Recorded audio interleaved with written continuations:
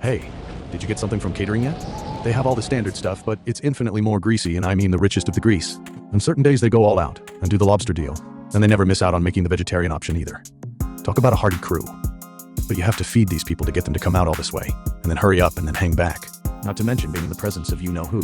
Oh, no, don't tell me he... Yes. Yes, I know. Go and run for your life, little rabbit. I know it's what you want to do. It's all right, I'm too stuffed of all this delicious buttery salmon and goodness. Well, why aren't you running away? Oh, I'm too full to care, Mr. Producer. I think this may be the sign of a turning of a new leaf for me, maybe. Probably not. Ahem. Well? Running scared, copy that over and out. Are you coming with me, reader? I'm not actually going to run because the director is right when he says that salmon is par excellence.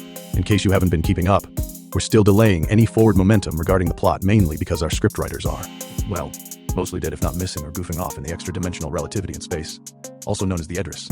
Well, actually, you still have myself and Ovid. That's got to count for something, right? I mean, if two staff writers can't come up with something, is there any hope for the future?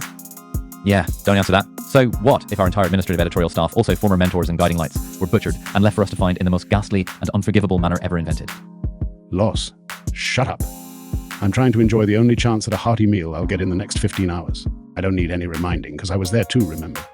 Oh dear, I seem to have run out of food. Do we have time to hit up Crafty Services for a coffee before we must endure this maniac and his rantings, or whoever is really in charge of this Lovecraftian editorial? So if you want, you don't have to stay for this pep talk. Unless you really want to hear the biggest critic being critical of the critiques to the point of tyranny. And even then, I've been informed that a new editor is going to be initiated.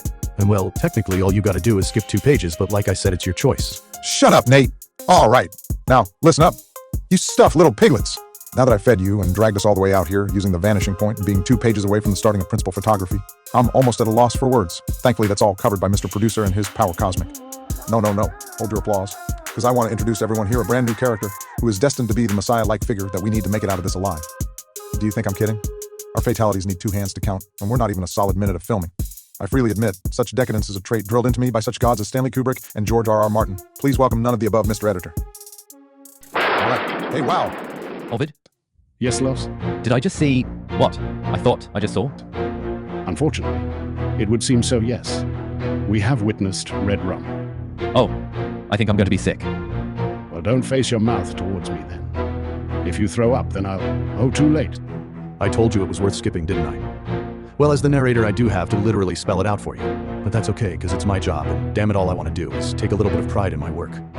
You should take pride in what you do for a living, right? The director has set up a new character in someone called the Editor, who was shot by someone with what sounded like a high-caliber rifle to me. So the mobile dining room is a total mess. People are freaking out and stampeding their way out into the set. That's probably for the best, because we got to start moving things along with the plot eventually. All this goofing off has been an exercise in futility.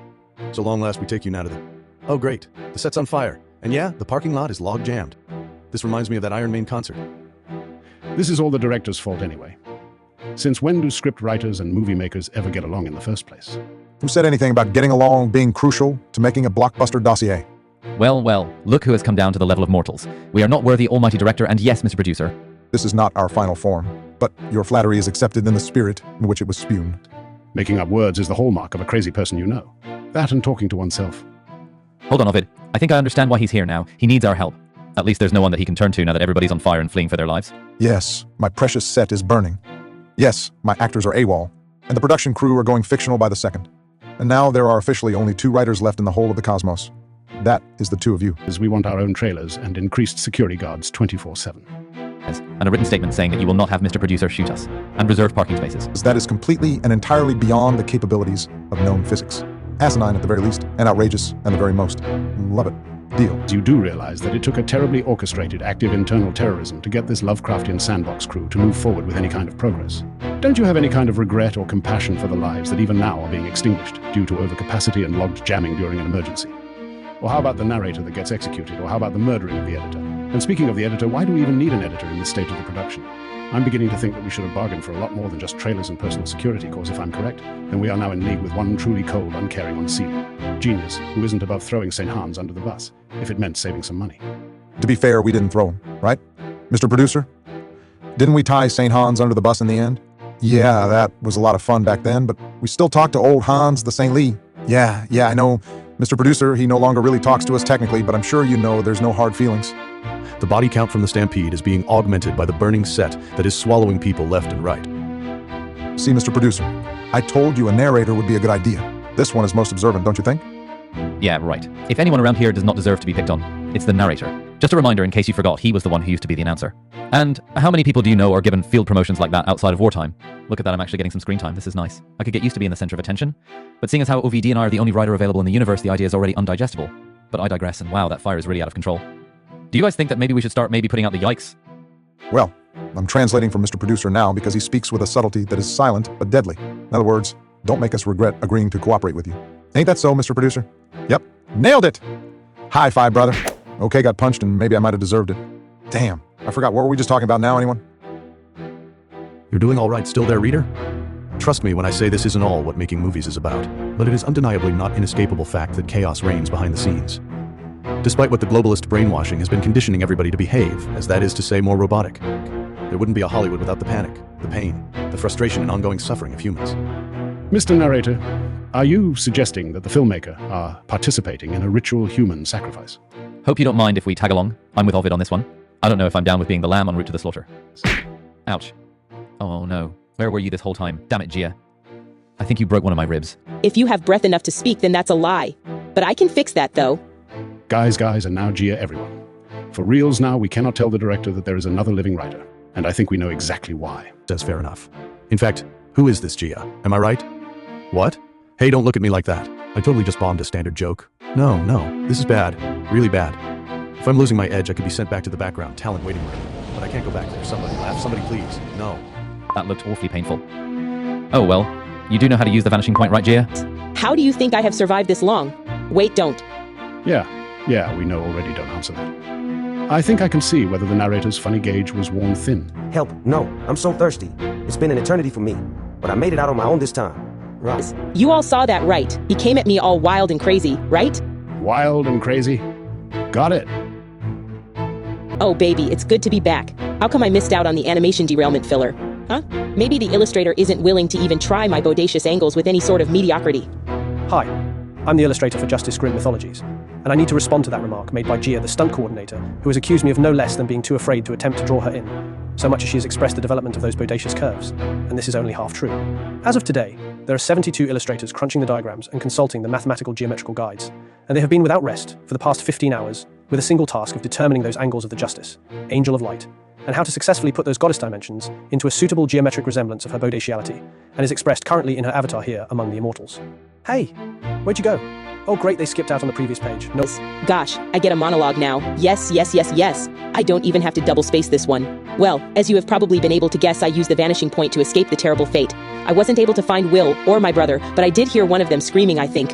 Hard to say. So as far as the Idris is concerned, we can't go back there until the radiation clears up. And on top of that, the rain and the thunderstorms are going all the time and the levels are, well, they're stuck on 11. When I arrived there was too much lava and skeletons, and I think there was that sketchy director guy at the center of it all. But it was just his big goofy head, and then there was that stupid baseball cap. The other guy that the producer, he was just hanging out. I got the sense that they were really just there to make sure that I wasn't exterminated if they found me. Gia, darling, you brilliant and sweet little demon. You miraculous little cherub. Your feat of survival is what gave me the courage to escape the waiting room. And it's okay. I know you were there too. They told me all about it. I didn't ask them how long though. I was kind of hoping that you would tell us. It's not a good idea to trust the background talent to provide accurate information. Oh, stuff it, Mr. Narrator. Now, Gia, you do not have to say anything if you do not want to. I didn't mean it like that, Gia. I know what you did there. I just never asked how long you had been there. I wasn't sure, and I never escaped again until I found the trails from your choppy vanishing point operating skills. Hey, don't hit me. Really, those trails are what I used to escape. Wait, if you know, then you know that I know that. Oh no, you're the previous narrator, aren't you? The one I shot between the ears. You hijacked the other narrator's body. It was you. It was always you. The one who killed the editors and destroyed the set. Guys, we need to run, now. Oh, nice. The chase scene. Well, the folks at home appreciate that in the story with only dialogue there is a narrator, evil though he may be, who can actually deliver narration as said dialogue. The conception of these ideas, I swear. Oh, right, chase. They all run, of course. They even split up to draw my attention, but they're about to get Scooby-Dooed and be directed back to my tender mercies, which are, I'm afraid, to severely lacking. Oh, yes. See, all of you should have known better to fall for a Scooby-Doo gag. You may actually deserve what I'm going to do to you now. Oh, starting with Gia, just so that your comrades get to watch and hear her every time that she screams and gawks. Die, Blofeld. Die. Good work, Mr. Producer. I told you we'd get to use that scene from Thunderball one day. Oh, was it You Only Live Twice? Oh, wait. No, it's from On Her Majesty's Secret Service. Talk about an excellent set of books either way. No one writes 007 like money. Penny, Mr. Producer, you can release your grip. Now the evil narrator is quite dead. Oh my, I see you just keep twisting. Wow, this just fell straight off. I guess you have to make sure. That's brutal, Mr. Producer, brutal. Ladies and gentlemen, I have never wanted to be a vegetarian more in my entire life, and that's saying something. Isn't anyone going to point out that that was the spine of our narrator, possessed or otherwise? And wasn't he already a victim and the producer? Just, okay, easy, Mr. Producer. Hey, we're on the same side. Remember, wow, he just dropped the body into the vanishing point. By Crom, who is this? Mr. Producer, do you know who this woman is that has stolen my heart from in between my... She punched me in my spleen. Ooh, jeez. Oh, power cosmic? Oh, you suck. I can't believe I managed to stand up after that. Why, Goddess? Why do you hit so hard? I love it. Down, boy. That was fun. Hey, you know he deserved it. And to be honest, I sensed that deep down he really, really, really enjoyed me landing that uppercut on his ribcage. I did. It was masterful. So, Mr. Producer, does he always get a quote from Japanese ninja films that no millennial has probably ever heard of? I've never seen a man nod more thoroughly. That must be tough to live with a Mr. Producer. And just like that, they're gone. Is the vanishing point just like an ex machina? Pretty sure that's all it is, really.